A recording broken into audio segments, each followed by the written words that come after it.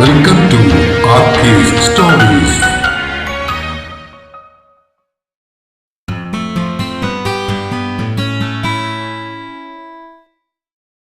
Hi പ്രിയരെ, ഇന്നു മുതൽ നമ്മുടെ പുതിയ കഥ ആരംഭിക്കുകയാണ് ലവ് ഇൻ ഗോവ. ഒരു പറ്റം ചെറുപ്പക്കാരുടെ രസകരമായ സൗഹൃദങ്ങളുടെയും മനോഹരമായ പ്രണയത്തിന്റെയും കഥയാണ് ലവ് ഇൻ ഗോവ. എല്ലാവരും തുടക്കം മുതൽ തന്നെ കേൾക്കാൻ ശ്രമിക്കുക. നിങ്ങളുടെ അഭിപ്രായങ്ങൾ കമന്റുകളായി രേഖപ്പെടുത്തുകയും കഥയുടെ ലിങ്ക് കഴിയുന്നവർക്കൊക്കെ ഷെയർ ചെയ്ത് കൊടുക്കുകയും ചെയ്യുക. ഇനി കഥയിലേക്ക്. Love in Goa, a naughty love story, ഭാഗം 1. രചനയും അവതരണവും രഘുദാസ് കാട്ടുങ്കൽ. ഗുജറാത്ത്.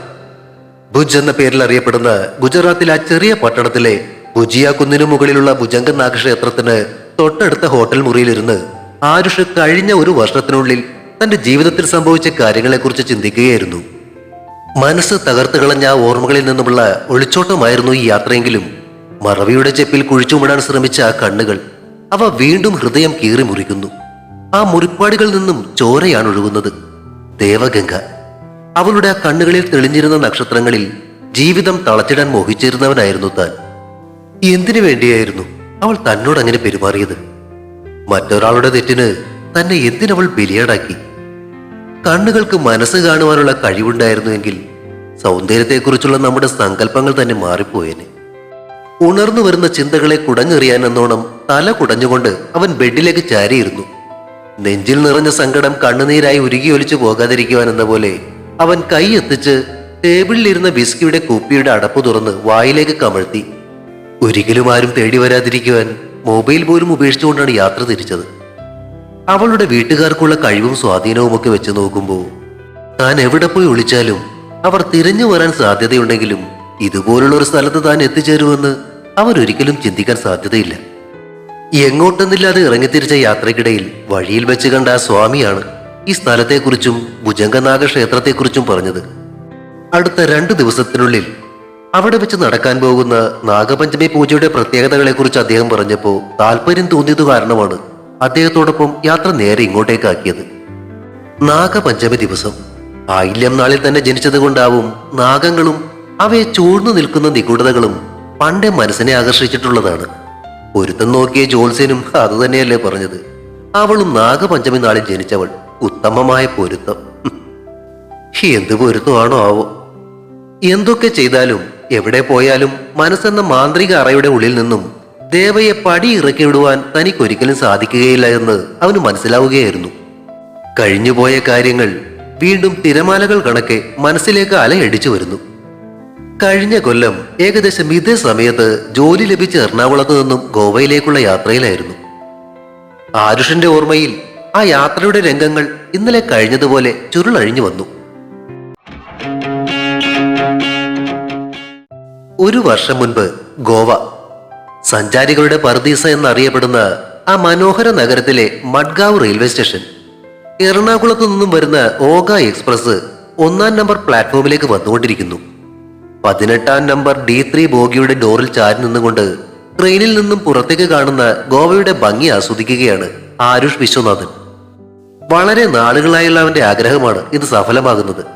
ഗോവ ഒന്ന് കാണണമെന്നും പറഞ്ഞും വായിച്ചും കേട്ടിട്ടുള്ള ഗോവയുടെ വശ്യ സൗന്ദര്യത്തിൽ മുങ്ങി ആ ജീവിതം ആസ്വദിക്കണമെന്നുള്ള ആഗ്രഹം സഫലമായതിന്റെ സന്തോഷത്തിലാണ് അവൻ. ഗോവയിലെ പ്രശസ്തമായ ഉമംഗ് സോഫ്റ്റ്വെയർ കമ്പനിയിൽ തന്നെ IT സ്പെഷ്യലിസ്റ്റായിട്ട് ജോലി കിട്ടിയതിന്റെ ത്രില്ലും അവന്റെ മുഖത്തുണ്ട്. അടുത്ത തിങ്കളാഴ്ചയാണ് ജോയിനിങ് ഡേറ്റ് എങ്കിലും കമ്പനിയിൽ ജോയിൻ ചെയ്യുന്നതിന് മുന്നേ കുറച്ച് ദിവസം ഗോവയിൽ ഒന്ന് കറങ്ങി അടിച്ചു പൊളിക്കാമെന്ന് വിചാരിച്ചാണ് 4 ദിവസം തന്നെ ആശാൻ ഇങ്ങോട്ടുള്ള വണ്ടി പിടിച്ചിരിക്കുന്നത്. പ്ലാറ്റ്ഫോമിലേക്ക് പ്രവേശിച്ച ട്രെയിനിന്റെ ബ്രേക്കുകൾ ഉരയുന്നതിന്റെയും വേഗത കുറഞ്ഞു നിൽക്കാൻ പോകുന്ന ബോഗികൾ ചെറുതായി ഉലയുന്നതിന്റെയും ശബ്ദം അവിടെ മുഴങ്ങി. കിതച്ചുകൊണ്ട് പ്ലാറ്റ്ഫോമിലേക്ക് വന്നു നിന്ന ആ ട്രെയിനിൽ നിന്നും അണക്കെട്ട് തുറന്നതുപോലെ ആളുകൾ പുറത്തേക്കൊഴുകി. വിദേശീയരും സ്വദേശീയരുമായി നിരവധി പേര്. അതിൽ പ്രണയ ജോഡികളുണ്ട്, സുഹൃത്ത് സംഘങ്ങളുണ്ട്, കൂടാതെ ഒറ്റയ്ക്ക് ഗോവയുടെ ലഹരി ആസ്വദിക്കാൻ എത്തിയവരുമുണ്ട്. ഗോവ എന്ന മായാമോഹിനിയുടെ മാസ്മരിക സൗന്ദര്യത്തിൽ നീന്തി തുടിക്കുവാനുള്ള തിടുക്കത്തോടെ കളിച്ചിരികളുമായി അവർ പുറത്തേക്ക് നീങ്ങി. ചില ഭാഗത്ത് ലഗേജ് എടുക്കുന്നതിന് വേണ്ടിയുള്ള ചുമട്ടുകാരുടെ വിലപേശൽ, പ്ലാറ്റ്ഫോമിൽ ഇറങ്ങി നിന്ന് ചുംബിക്കുന്ന വിദേശീയരായ ചില കാമുകി കാമുകന്മാർ. ആ തിരക്കിനിടയിലേക്ക് തന്റെ ലഗേജുകളും എടുത്ത് ആരുഷ് ഇറങ്ങി. ഇറച്ചിക്കടയുടെ മുന്നിൽ നിൽക്കുന്ന പട്ടി ഓട്ടെ കണ്ടിട്ട് ഇടയ്ക്കിടയ്ക്ക് നോക്കും പോലെ മറ്റാരും ശ്രദ്ധിക്കാതെ ഇടം കണ്ടിട്ട് ആ ചുംബന മാമാങ്കങ്ങൾ കണ്ട് രസിക്കുന്നതിനിടയിലാണ് പുറകിൽ നിന്നും ഒരു വിളി കേട്ടത്. തിരിഞ്ഞു നോക്കിയപ്പോൾ ആസിഫാണ്. എറണാകുളത്ത് രാജഗിരിയിൽ എന്റെ കൂടെ ബിടെക്കിന് പഠിച്ചിരുന്ന ചങ്കാണ് ഈ അസി എന്ന ആസിഫ്. കോളേജിലെ ആസ്ഥാന ഗായകൻ, ടീച്ചേഴ്സിന്റെ കണ്ണിലുണ്ണി. പക്ഷേ അവന്റെ ഉള്ളിൽ കൂട്ടിലടച്ചു വളർത്തുന്ന ഒരു കാട്ടുകോഴി ഉണ്ടെന്നുള്ള കാര്യം ഞങ്ങളിൽ ചിലർക്കും പിന്നെ കൂടെ പഠിച്ചിരുന്ന കുറച്ച് പെൺപിള്ളേർക്കും മാത്രം അറിയാവുന്ന ഒരു രഹസ്യമാണ്. ആ കാട്ടുകോഴിയുടെ കൂട്ടുകാരനായി ഞാൻ ആള് ഡീസന്റ് ആണെന്നല്ല ഉദ്ദേശിച്ചത് കേട്ടോ. അത് പിന്നെ പണ്ടുള്ള കാരണവന്മാര് പറയും പോലെ ഒരു കോഴിക്ക് മറ്റൊരു കോഴിയെ കണ്ടുകൂടാ എന്നുള്ള പഴഞ്ചൊല്ലുകളെല്ലാം വെറുതെ ആണെന്നും എവിടെ ചെന്നാലും അവിടുള്ള കോഴികളെല്ലാം ആദ്യം തന്നെ ഒരുമിച്ച് കൂടി ഒരു സംഘടന ഉണ്ടാക്കി ഒത്തൊരുമയോടെ മുന്നോട്ട് പോകും എന്നുള്ളതും ഇപ്പോഴത്തെ പിള്ളേർക്ക് പറഞ്ഞു തരേണ്ട കാര്യമൊന്നുമില്ലല്ലോ. മാത്രമല്ല പ്രേമം ദുഃഖമാണ് ഉണ്ണി, വായുനോട്ടമല്ലോ സുഖപ്രദം എന്ന് പണ്ട് കാലത്ത് ഏതോ മൂപ്പൻ പറഞ്ഞു വെച്ചിട്ടുള്ളത് അനുസരിക്കുന്നത് കൊണ്ട് ഇന്നേ വരെ വായുനോട്ടമല്ലാതെ പ്രേമത്തിന്റെ പുറകെ ഞങ്ങൾ പോയിട്ടില്ല. അങ്ങനെയുള്ള ആ കാട്ടുകോഴിയാണ് ഇപ്പൊ എന്നെ വിളിച്ചത്. അവനാണ് ഉമങ്ക് എന്ന കമ്പനിയിൽ ഇങ്ങനൊരു വേക്കൻസി ഉണ്ടെന്ന് എന്നെ അറിയിച്ചതും. മച്ചാനും അവിടെ തന്നെയാണ് വർക്ക് ചെയ്യുന്നത് കേട്ടോ. കഴിയുമെങ്കിൽ ഗോവയിൽ ഒരു ജോലി ചെയ്ത് അവിടെ തന്നെ അടിച്ചു പൊളിച്ച് ജീവിക്കണമെന്നുള്ള എന്റെ ആഗ്രഹം മറ്റാരെക്കാളും ശരിക്കും അറിയാവുന്നത് കൊണ്ട് തന്നെ അറിഞ്ഞ ഉടനെ അവൻ ആ വേക്കൻസിയുടെ കാര്യം എന്നെ അറിയിക്കുകയായിരുന്നു. കേട്ട ഉടനെ തന്നെ ആപ്ലിക്കേഷനും അയച്ച് രായ്ക്ക് രാമാനം പെട്ടിയും കിടക്കെ ശരിയാക്കി വെച്ചതാ. ഓൺലൈൻ ഇന്റർവ്യൂ കഴിഞ്ഞ് അപ്പോയിന്റ്മെന്റ് ഓർഡർ കിട്ടിയ അന്ന് തന്നെ എറണാകുളത്ത് ജോലി ചെയ്തിരുന്ന കമ്പനിയിൽ നിന്നും ഒരു മാസത്തെ നോട്ടീസ് പീരീഡ് പോലും വെയിറ്റ് ചെയ്യാതെ കോമ്പൻസേഷനും കൊടുത്ത് റിസൈൻ ചെയ്ത് 3-ന്റെ അന്ന് വീട്ടുകാരോട് ഡാറ്റയും പറഞ്ഞ് വണ്ടി കയറിയതാ. ആ തിരക്കിനിടയിൽ കൂടി അസി ഓടിപ്പാഞ്ഞു വന്ന് ഹഗ് ചെയ്തു. ഓ മച്ചു, എത്ര നാളായി നിന്നൊന്ന് കണ്ടിട്ട്. ആ ഇനി നമുക്ക് ഒരുമിച്ച് അടിച്ചു പൊളിക്കാമല്ലോ. അതെന്താടാ, അപ്പൊ ഇത്രയും നാളെ നീ അടിച്ചു പൊളിക്കാതെയാണോ ഇവിടെ ജീവിച്ചത്? അത് പിന്നെ മച്ചാനെ, നമുക്ക് പറ്റിയ ഒരു റേഞ്ചുള്ള ആരെങ്കിലും വേണ്ടേ? ഒരുത്തനുണ്ട് കൂടെ ഫ്ലാറ്റിൽ, ഓപ്പ്. പക്ഷെ അവനെ ഞാൻ വളർത്തിക്കൊണ്ട് വരുന്നതേ ഉള്ളൂ. ഓപ്പോ? ആടാ, ശരിക്കും പേര് സാനു എന്നാ. പക്ഷെ പെരുമാറ്റത്തിന്റെ ഗുണം കൊണ്ടേ ഓഫീസിൽ അവനുള്ള പേരാ ഓപ്പ്. അതെന്താടാ? ആ അതോ, അവനോട് എന്ത് വിശേഷം ഉണ്ടെന്ന് ചോദിച്ചാലേ ഉടനെ അവൻ പറയും ഒരു ഹോപ്പുമില്ല മച്ചാനെന്ന്. അങ്ങനെ പിള്ളേരെല്ലാം കൂടെ അവനെ ഹോപ്പാക്കി. അത് ലോപിച്ച് ചിലപ്പോഴൊക്കെ കോപ്പെ എന്നും ഞങ്ങൾ വിളിക്കാറുണ്ടെന്ന് കുട്ടിക്കും. പ്ലാറ്റ്ഫോമിൽ വെച്ചിരുന്ന എന്റെ ലഗേജുകളിൽ നിന്നും ഒരു ബാഗ് എടുത്തുകൊണ്ട് അവൻ പുറത്തേക്ക് നടന്നു. അല്ലടാ, നീ ബുള്ളറ്റിന് വരാൻ പോകുന്നു എന്നല്ലേ ആദ്യം പറഞ്ഞത്? പിന്നെ യാത്ര ട്രെയിനിലാക്കിയത് എന്താ? ഇടയ്ക്ക് ഞങ്ങളെ കടന്ന് മുന്നിലേക്ക് പോയ ഒരു അടിപൊളി പീസിന്റെ ചോര ഊറ്റുന്നതിനിടയിൽ അവൻ ചോദിച്ചു. ബുള്ളറ്റിൽ വരാൻ തന്നെയായിരുന്നടാ പ്ലാൻ, പക്ഷെ അമ്മ സമ്മതിക്കണ്ടേ? നിനക്ക് അറിഞ്ഞുകൂടെ അമ്മയുടെ സ്വഭാവം. ഒന്ന് പറഞ്ഞു പിന്നെ കരച്ചിലായി. അവസാനം ബുള്ളറ്റ് ഞാൻ ട്രെയിനിൽ അയച്ചു. നാളെ എവിടെ എത്തും? പക്ഷെ മച്ചു, ഇപ്പൊ തോന്നുന്നു ട്രെയിനിൽ വന്നത് നന്നായെന്ന്. എന്തു പറ്റി? എന്റെ പൊന്നു മച്ചാന്, ട്രെയിനിൽ വന്നപ്പോ കംപ്ലീറ്റ് അടിപൊളി കാഴ്ചകളായിരുന്നില്ലടാ. ആ അത് ശരിയാടാ, ഈ ഗോവ എത്തുമ്പോഴേ ട്രെയിനിൽ നിന്ന് നോക്കിയാ നല്ല രസമാണ് കാണാൻ. ഈയിടെ പുല്ലെ, ട്രെയിനിന്റെ പുറത്തേക്ക് നോക്കാനുള്ള അവസരം കിട്ടണ്ടേ? ഞാൻ ട്രെയിനിന്റെ അകത്തെ കാഴ്ചകളുടെ കാര്യമാണ് പറഞ്ഞത്. ഈ ശരി, ഞാൻ വിചാരിച്ചു നീ നന്നായെന്ന്. ഇപ്പോഴാ ഒരു സമാധാനം ഇത്. ആട്ടെ, എന്ത് കാഴ്ചയാ കണ്ടത്? തൊട്ടു മുന്നിലിരുന്ന ഒരു ഫ്രഞ്ച് കപ്പിൾസേ, എന്റെ മച്ചാനെ, നേരം വെളുക്കും വരെ ഏപ്പടം കാണും പോലെയായിരുന്നു. നീ അപ്പൊ തൊട്ടു മുന്നിൽ മത്ത കുത്തിയതുപോലെ നോക്കിയിരിക്കുമ്പോ നിന്നെ സാക്ഷി നിർത്തി അവൻ ആനന്ദ നടന ആടി എന്നാണോടാ നീ പറയുന്നേ? അതിനാ സമയം ഞാൻ കൂർക്കം വലിച്ച് കിടന്നുറങ്ങുകയായിരുന്നില്ലടാ. അത് ശരി, എന്നിട്ട് പിന്നെ എങ്ങനെ കണ്ടല്ല? അത് പിന്നെ അവരെ കേൾപ്പിക്കാൻ കൂർക്കമ്പലിയുടെ സൗണ്ട് എഫക്ട് മാത്രമേ ഉണ്ടായിട്ടുള്ളൂ. നമ്മടെ കണ്ണ് രണ്ടും തുറന്നായിരുന്നത്. അല്ല പിന്നെ നമ്മളോടാ തായ്പിന്റെ കളി. മുടുക്കൻ ബാ കയറ്. റെയിൽവേ സ്റ്റേഷന്റെ പുറത്ത് പാർക്കിംഗ് ഏരിയയിൽ എത്തി അവന്റെ കാറിന്റെ ഡിക്കി തുറന്ന് ലഗേജുകൾ അകത്തേക്ക് കയറ്റിയും വെച്ചുകൊണ്ട് അവൻ പറഞ്ഞു, അമ്പോ അടിപൊളി കാറാണല്ലോടാ. ഇത് ഹുണ്ടായുടെ പുതിയ അഡാപ്റ്റീവ് ക്രൂയിസ് കൺട്രോൾ സിസ്റ്റം ഒക്കെ ഉള്ള മോഡൽ അല്ലടാ? യെസ്. നമുക്ക് എന്നെ നോക്കാനാ മച്ചാനെ, ജീവിതം ചുമ അടിച്ചു പൊളിക്കുക. That's all. നീ കയറടാ. കാറിന്റെ ഡോർ തുറന്നുകൊണ്ട് അവൻ അകത്തേക്ക് കയറി. കോ ഡ്രൈവർ സീറ്റിലേക്ക് ഞാൻ കയറിയിരുന്ന് സീറ്റ് ബെൽറ്റ് ഇട്ട് കഴിഞ്ഞപ്പോ അവൻ കാർ സ്റ്റാർട്ട് ചെയ്തു. ഞങ്ങളെയും വഹിച്ചുകൊണ്ട് ആ കാർ ഗോവയുടെ തിരക്കിലേക്ക് ഊളിയിട്ടു. എടാ അസി, നിന്റെ കൂടെ ഫ്ലാറ്റിലെ സനു മാത്രമല്ലേ ഉള്ളൂ അല്ലേ? ലിഫ്റ്റിൽ മുകളിലേക്ക് കയറുകയായിരുന്നു ഞങ്ങൾ. അതെ, 3 ബെഡ്റൂമാണുള്ളത്. പക്ഷേ ഞങ്ങൾ 2 പേരേ ഉള്ളൂ. ഒരുത്തനെ കൂടി തപ്പിക്കൊണ്ടിരിക്കുകയായിരുന്നു. അപ്പോഴാ നിന്റെ എൻട്രി. പിന്നെ ചിലപ്പോഴൊക്കെ നമ്മുടെ ടീമിലെ പിള്ളേർ ഇവിടെ ഒത്തുകൂടാറുണ്ട്. എത്ര പേരുണ്ട് നമ്മുടെ ടീമില്? നേരത്തെ 5 പേരായിരുന്നു. പുതിയ പ്രൊജക്ട് കിട്ടിയതിൽ പിന്നെ അതിൽ 7 ആക്കി. ഇപ്പൊ നീയും കൂടി വന്നപ്പോ മൊത്തം 8 പേര്. ടീം ലീഡർ ഒരു രാജീവാണ് ഫ്രം കുന്നംകുളം. എല്ലാവരും പുള്ളിയെ മൂപ്പൻ എന്നാ വിളിക്കുന്നത്. 4-ാം നിലയിലെ D21 ഫ്ലാറ്റിന്റെ വാതിൽ തുറന്ന് അകത്തേക്ക് കയറിയിട്ട് അവനൊരു മുറി ചൂണ്ടിക്കാട്ടി. ദാ ആ കാണുന്നതാണ് നിന്റെ റൂം. നീ വല്ലതും കഴിച്ചായിരുന്നോ? ഏയ് ഇല്ലടാ, ആദ്യം ഒന്ന് ഫ്രഷ് ആവട്ടെ, എന്നിട്ട് നോക്കാം. നീ ഇന്ന് ലീവാണോ? അതെ, ഇന്നും നാളെ ഞാൻ ലീവ് എടുത്തു. പിന്നെ ശനിയും ഞായറും അല്ലേ, അപ്പൊ 4 ദിവസം നിന്നെയും കൂട്ടി ഗോവ മുഴുവൻ ഒന്ന് കറങ്ങാമെന്ന് വിചാരിച്ചു. നാളെ നമ്മുടെ ഹോപ്പും ഉണ്ടാകും. നീ എന്തായാലും ഫ്രഷ് ആകും.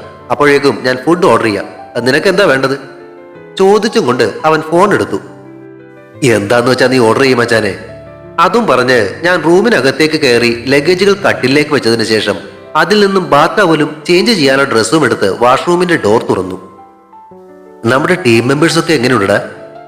സ്വിഗ്ഗിയിൽ നിന്നും അവൻ ഓർഡർ ചെയ്ത് വരുത്തിയ ചപ്പാത്തിയും കറിയും കഴിക്കുന്നതിനിടയിൽ എന്റെ ചോദ്യം കേട്ട് അസി മുഖം ഉയർത്തി. അടിപൊളിയാണ്. നമ്മൾ ഉൾപ്പെടെ 5 പേര് മലയാളികളാണ്. പിന്നെ 2 പേര് ചെന്നൈയിൽ നിന്നും, ഒരുത്തി അങ്ങ് ബോംബെയിൽ നിന്നും.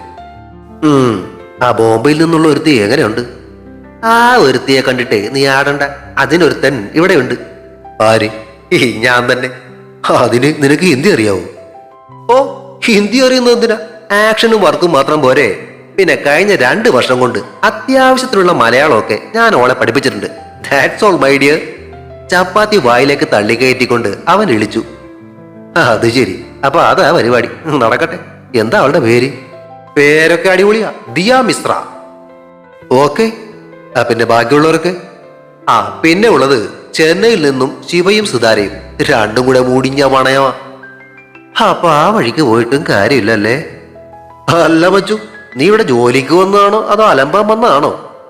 എന്റെ മുഖത്ത് നിരാശ കണ്ടിട്ട് അവനിരുന്ന് ഇളിയാണ്.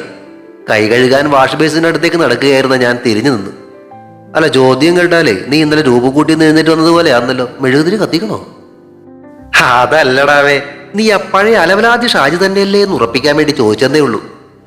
എന്ത് ചെയ്യാനാ മോനെ, നന്നാവണമെന്നൊക്കെ ഉണ്ട്, പക്ഷെ സമ്മതിക്കൂല. ആര്?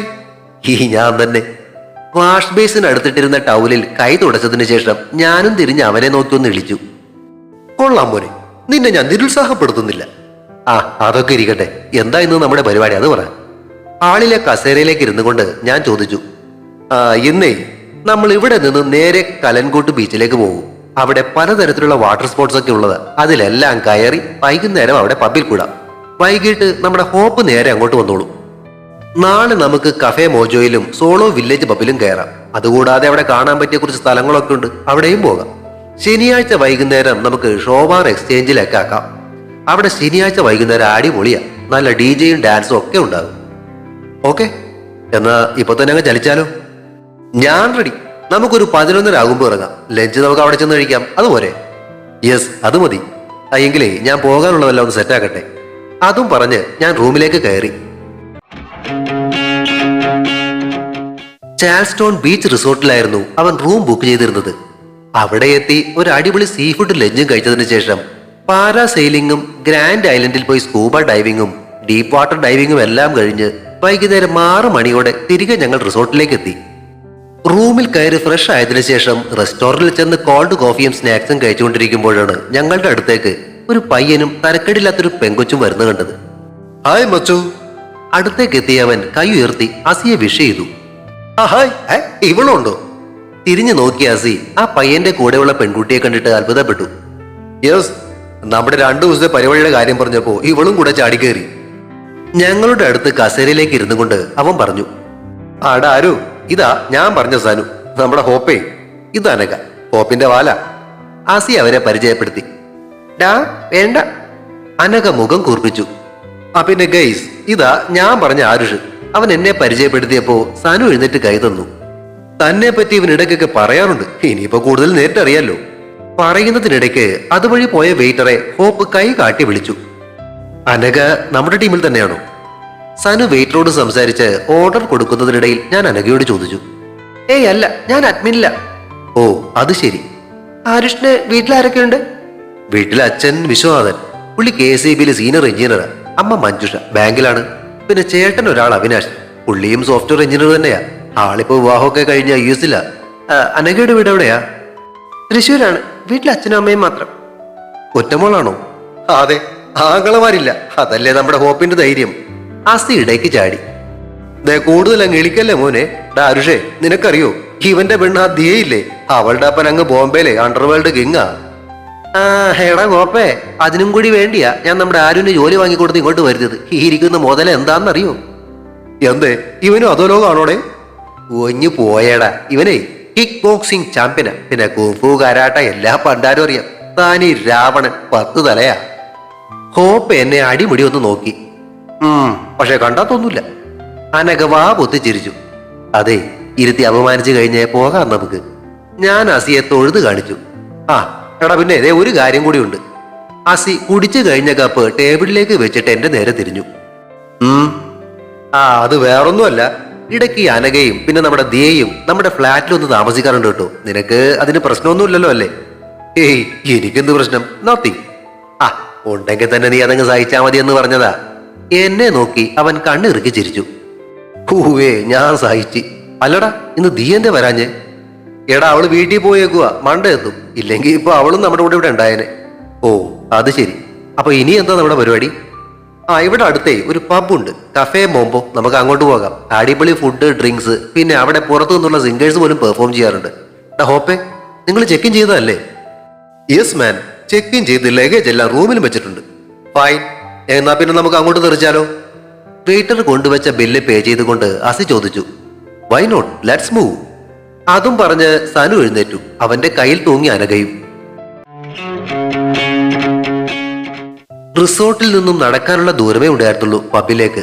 എൻട്രി ഫീ കൊടുത്തിട്ട് ഞങ്ങൾ കഫേ മുംബൈയിലേക്ക് കയറി.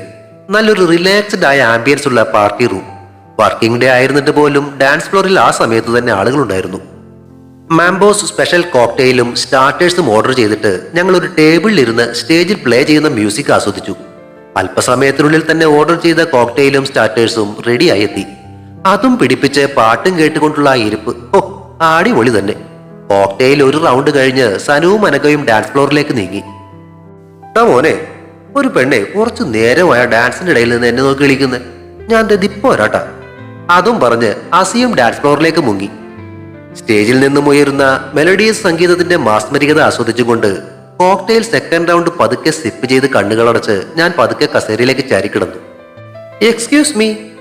കണ്ണുകളടച്ച് കസേരയിൽ ചാരിക്കിടക്കുകയായിരുന്ന എന്റെ തലയ്ക്ക് മുകളിൽ ഒരു കിളിനാദം കേട്ടാണ് ഞാൻ കണ്ണുകൾ തുറന്നത്. തുടരും. ലവ് ഇൻ ഗോവ അടുത്ത ഭാഗം ഉടൻ പ്രതീക്ഷിക്കുക. സബ്സ്ക്രൈബ് ചെയ്യാത്തവരുണ്ടെങ്കിൽ ദയവായി സബ്സ്ക്രൈബ് ചെയ്ത് സപ്പോർട്ട് ചെയ്യണേ.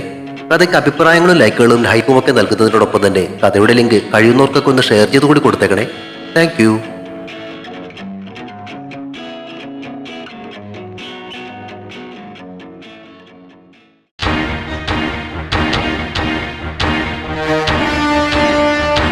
See you soon.